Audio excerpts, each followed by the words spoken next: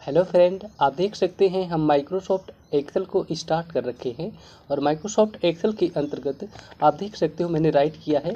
यह वीडियो आपके लिए काफ़ी महत्वपूर्ण है। अगर आप एक्सेल सीख रहे हो, यहाँ पे अलाइनमेंट एंड डुअल कोट्स का उपयोग माइक्रोसॉफ्ट एक्सेल में क्यों करेंगे। ठीक है, आप देखो क्या राइट किया गया है, अलाइनमेंट एंड डुअल कोट्स। ठीक है, डुअल कोट्स का मतलब यहाँ पे इन्वर्टेड कॉमा से है, यहाँ पे देख सकते हो जो डबल कोट यहाँ पे राइट किया गया है।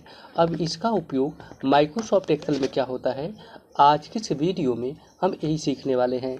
सो आइए और देखते हैं कि यहाँ पे अलाइनमेंट ऑप्शन, सबसे पहले अलाइनमेंट ऑप्शन क्या होता है। ओके, तो थोड़ा ध्यान से आप यहाँ पे देखो, लेफ्ट, राइट और सेंटर, ये तीन प्रकार की अलाइनमेंट्स होती हैं जो मैंने यहाँ पे लिखा है। अगर कोई वर्ड राइट करूँगा तो वर्ड की अलाइनमेंट हमेशा क्या होती है, लेफ्ट होती है। जैसे फॉर एग्जांपल मैं गुड राइट करता हूँ तो देख सकते हो गुड किधर राइट किया गया है, लेफ्ट में राइट किया गया है। इसी तरीके से अगर मैं कोई नंबर राइट करूँगा तो नंबर की अलाइनमेंट क्या हो जाएगी, क्या लिखा हूँ देखो तो राइट होती है। नंबर की अलाइनमेंट देखो राइट है। अभी 1 कहाँ चला गया, राइट में। अगर मैं 13 भी लिखूँगा तब भी राइट में जाएगा। मतलब कोई भी नंबर यहाँ पे राइट किया हो ना, वो देख सकते हो वो कहाँ चला गया है, राइट में चला गया है। अच्छा, अगर मैं सिंपल सी बात करूं तो आपको वर्ड की अलाइनमेंट यहाँ पे लेफ्ट होती है। देखो मैंने लेफ्ट राइट की किया है, ठीक है। और जो नंबर होता है उसका अलाइनमेंट क्या होता है, राइट होता है, इसलिए 13 राइट में चला गया है। और इसी तरीके से जो आपका यहाँ पे सेंटर अलाइनमेंट है, तो टेक्स्ट को आप सेलेक्ट करके चाहे नंबर को सेलेक्ट करके आप सेंटर अलाइनमेंट दे सकते हैं।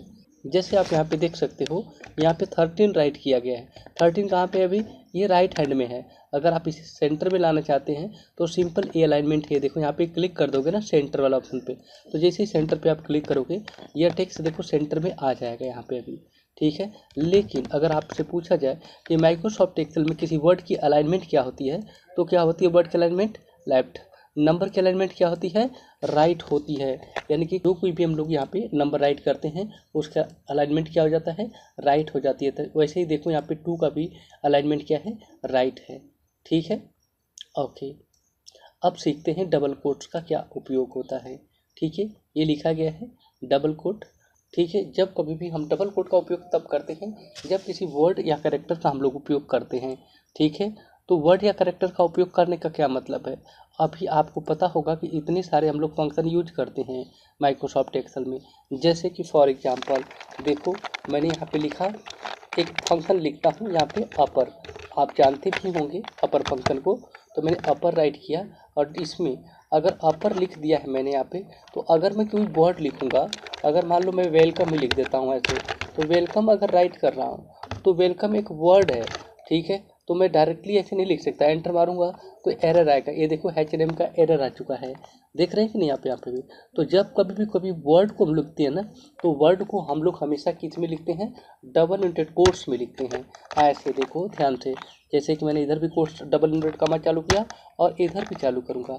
अब एंटर बटन को प्रेस करूँगा तो वेलकम देखो कैपिटल लेटर में आपको देखो काम करके दिख भी गया। मतलब अपर फंक्शन का काम ही होता है कोई भी स्मॉल लेटर को कैपिटल लेटर में बदलना। इसीलिए उसने क्या किया, वेलकम को यहाँ पे कैपिटल लेटर में किया। कब किया, जब इसने क्या किया, इसे डबल कोट से इसने, मैंने इसे क्या किया, लॉक किया, तभी ये जाके कैपिटल लेटर में हुआ। ठीक है, अभी देखा आपने अभी।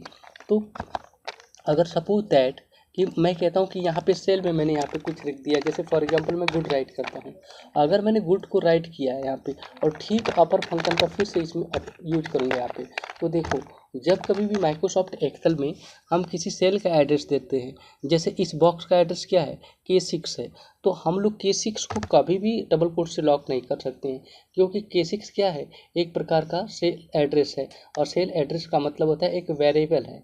सेल एड्रेस को हम लोग डबल कोट से लॉक नहीं। ठीक है, अभी अब मैं अगर यहाँ पे ब्रैकेट को केवल बंद करके एंटर मारूंगा तो आप देखो गुड कैपिटल लेटर में हो जाएगा। लेकिन ध्यान दीजिए, अगर मैं इसी फंक्शन का उपयोग फिर से यहाँ पे करता हूँ या फिर मैं इसी को एडिट करता हूँ, एडिट करने के लिए क्या दबाएंगे, कीबोर्ड से F2 बटन को दबाओगे आप, F2 को दबाएंगे तो देखो खुल गया। अब मैं इसे डबल कोट से लॉक कर दूंगा यहाँ पे, जैसे ये देखो ऐसे डबल कोट से लॉक करूंगा और एंटर बटन को प्रेस करूंगा तो देख सकते हो K6 लिखा हुआ आ गया। K6 को उसने क्या किया, यहाँ पे K6 को उसने बता दिया कि K6 कोई वर्ड हो गया है। ठीक है, ये कोई वेरिएबल नेम नहीं, कोई सेल का एड्रेस नहीं है, तो अभी इसने किया कि यहाँ पे K6 को राइट कर रहा है। अगर ये वेरिएबल या सेल का एड्रेस समझता तो K6 के भीतर जो लिखा होता वो आता। तो अगर मैं डबल कोट से इसको हटा देता हूँ, जैसे यहाँ से अभी, ठीक है, अभी जैसे K6 था तो 6 को रहने देता हूँ यहाँ पे, अभी बस डबल कोट्स को हटा देता हूँ यहाँ से। ये देखो, जिससे मैंने इसको हटाया तो अब देखो इसका कलर भी नीला हो गया और ये सेल भी सिलेक्ट हो चुका है। एंटर मारूंगा तो देखोगे फिर से रिजल्ट वही आपको मिल जाएगा यहाँ पे अभी, ठीक है। अभी तो क्या समझा आपने, डबल कोट का उपयोग कब करोगे, ठीक है, ध्यान से सुनिएगा आप थोड़ा सा। मैं इन सभी चीज़ों को यहाँ से एक बार रिमूव कर देता हूँ, फिर आपको बताता हूँ, ध्यान से सुनो आप थोड़ा। वर्ड, वर्ड मतलब क्या होता है यहाँ पे, अक्षर।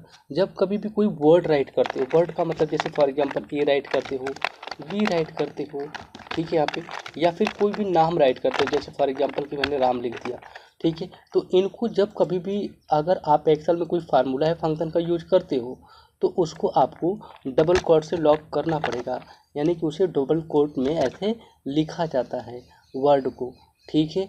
और एक बात और, वर्ड की हमेशा जो अलाइनमेंट होती है वो क्या होती है, लेफ्ट होती है। आप देखो यहाँ पे ए जो है लेफ्ट साइड में है, ये बीच में रहता तो इसे सेंटर साइड कहते हैं, और राइट में होता तो इसे क्या कहते हैं, राइट साइड कहते हैं यहाँ पे।